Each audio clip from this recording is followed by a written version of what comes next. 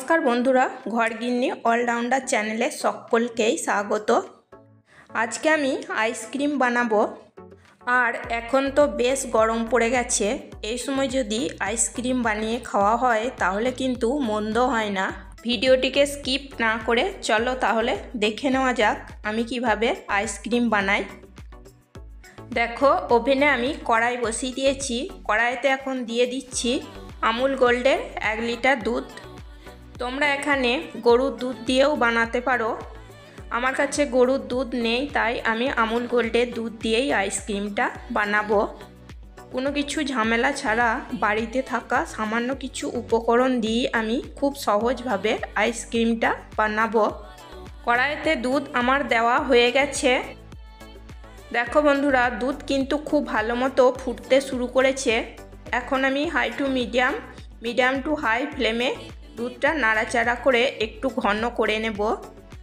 অবশ্যই দুধটাকে অনবরত নাড়াচাড়া করতে থাকবো, কারণ আমি হাই টু মিডিয়াম ফ্লেমে দুধটাকে ঘন করে নিচ্ছি। তাই দুধটা উতলে পড়ে যাওয়ার সম্ভাবনা থাকতে পারে, সেই জন্য আমি নাড়াচাড়া করতে থাকবো।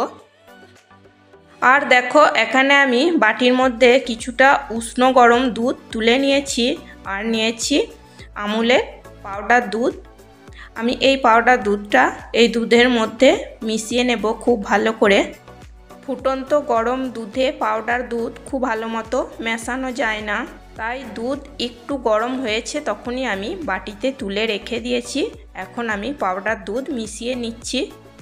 আইসক্রিম বানাবার সময় পাউডার দুধ দিয়ে আইসক্রিম বানালে আইসক্রিমটা খেতে খুবই ভালো হয়। দেখো, পাউডার দুধ আমি খুব ভালো করে গুলে নিয়েছি। এখন আমি এই গুলে নেওয়া পাউডার দুধ আমি দুধের মধ্যে দিয়ে দেব। এখন আমি গ্যাসের ফ্লেমটা লোতে রেখেছি। নাড়াচাড়া করে খুব ভালো করে মিশিয়ে নেব। নাড়াচাড়া করে মিশিয়ে নেওয়ার পর যে বাটির মাপ করে আমি 1 বাটি পাউডার দুধ দিয়েছিলাম, সেই বাটির মাপ করেই আমি চিনি দিয়ে দেব। 1 বাটি ভর্তি আমি চিনি দিচ্ছি না, একটু কম 1 বাটি সেরকমভাবেই আমি চিনিটা দিয়ে দিলাম। এখানে মিষ্টিটা আমি আমার স্বাদ অনুযায়ী দিয়েছি, তোমরা তোমাদের পছন্দ মতো মিষ্টি দিয়ে নিতে পারো। চিনি খুব ভালো করে দুধের সাথে নাড়াচাড়া করে মিশিয়ে নেব এবং গ্যাসের ফ্লেম মিডিয়াম রেখে চিনি খুব ভালো করে গলিয়ে নেব এবং নাড়াচাড়া করতে থাকবো। দেখো, দুধটা অনেকটাই ঘন হয়ে গেছে। চিনি গলে যাওয়ার পর কিন্তু অনেকটাই পাতলা হয়ে গিয়েছিল। মিডিয়াম ফ্লেমে আমি দুধটা ঘন করে নিয়েছি। এই বাটির মধ্যে আমি অল্প একটু ঠান্ডা জল নিয়েছি। এখন আমি দিয়ে দিচ্ছি 1 চামচ কর্নফ্লাওয়ার। কর্নফ্লাওয়ার খুব ভালো করে আমি জলের সাথে গুলে নেব। কর্নফ্লাওয়ার আমি খুব ভালো করে জলের সাথে মিশিয়ে নিয়েছি। এখন আমি এই কর্নফ্লাওয়ার মেশানো জলটা এই দুধের মধ্যে দিয়ে দেব। কর্নফ্লাওয়ার মেশানো জল দুধের মধ্যে দিয়ে খুব ভালো করে দুধের সাথে মিশিয়ে নেব এবং দুধটা আর একটু ঘন করে নেব। এখন আমি মিডিয়াম টু লো ফ্লেমে নাড়াচাড়া করতে থাকবো। হাই ফ্লেম রাখলে নিচেতে লেগে যেতেও পারে, পুড়ে যেতেও পারে, সেই জন্য এখন আমি মিডিয়াম টু লো ফ্লেম রেখেই দুধটা ঘন করে নেব। দেখো, দুধের মধ্যে কর্নফ্লাওয়ার দেওয়ার ফলে কিন্তু দুধটা খুব তাড়াতাড়ি ঘন হয়ে গেছে। এর থেকে আমি আর বেশি ঘন করব না। দেখো, ঘনত্বটা দেখিয়ে দিচ্ছি। এখন আমি দিয়ে দিচ্ছি 1 চামচ ভ্যানিলা এসেন্স। ভ্যানিলা এসেন্স দিয়ে আমি খুব ভালো করে নাড়াচাড়া করে মিশিয়ে নেব। আমার আইসক্রিম বানানো যদি তোমাদের ভালো লেগে থাকে তাহলে একটা লাইক করে দিও, সাবস্ক্রাইব করো, কমেন্ট করো এবং প্রচুর শেয়ার করে আমার পাশে থেকো। ভ্যানিলা এসেন্সও আমি মিশিয়ে নিয়েছি খুব ভালো করে, আর গ্যাসের ফ্লেমটাও অফ করে দিয়েছি। এখন আমি নামিয়ে নিচ্ছি। দেখো, আমি বাটির মধ্যে নিয়ে নিয়েছি।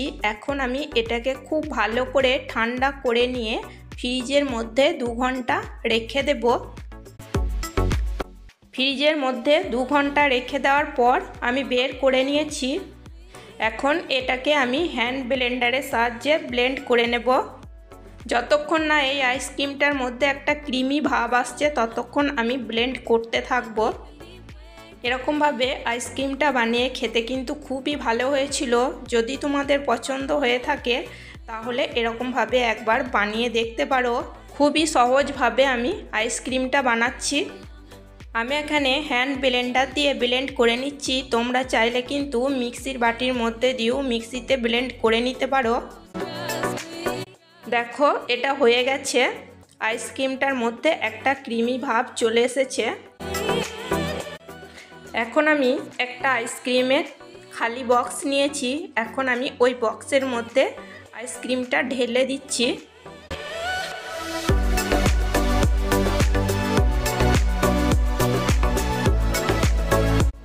একটু নাড়িয়ে নিয়ে ঠিকঠাক মতো সেট করে নিচ্ছি। এবার ঢাকনা চাপা দিয়ে ডিপ ফ্রিজে 7-8 ঘন্টা মতো রেখে দেব। 8 ঘন্টা মতো ডিপ ফ্রিজে রাখার পর আমি আইসক্রিম বের করে নিয়েছি।